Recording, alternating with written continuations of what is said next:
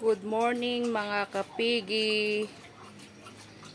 Meron nga pala akong tips para sa nananamlay na mga baboy at lalong-lalo na inahin.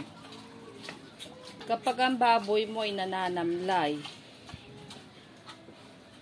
ayaw bumangon, pwede mo siya subuan ng feeds. Pag ayaw niya pa rin ng feeds, pwede mo siya pakainin ng mga dahon ng malunggay, dahon ng kamote kahoy, kamoting baging. Kapag ayaw niya pa rin kumain nun,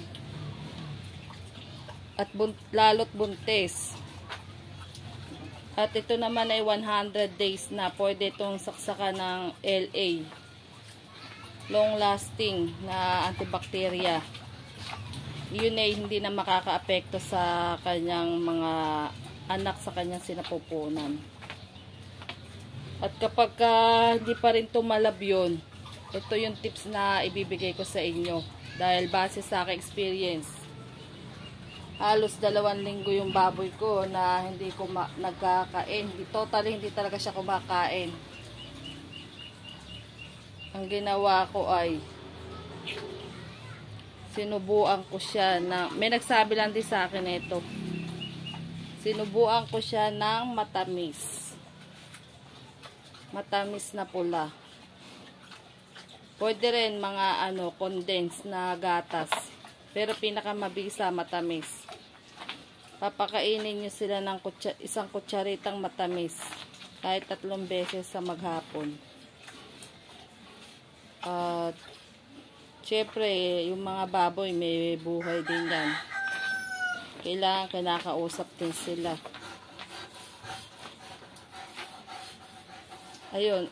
Tapos, obserbahan mo pa rin kung talagang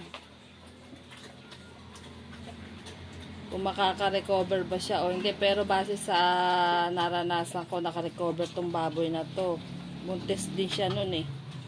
May nagsabi sa akin, pakainin ko lang to ng matamis.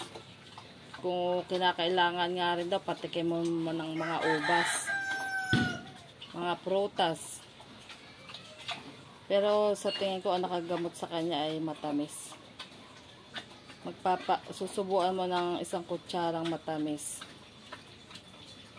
Yun lang. Thank you sa panonood. The best, matamis, nakakagamot ng mga baboy na matatamlay. Bye-bye! Thank you.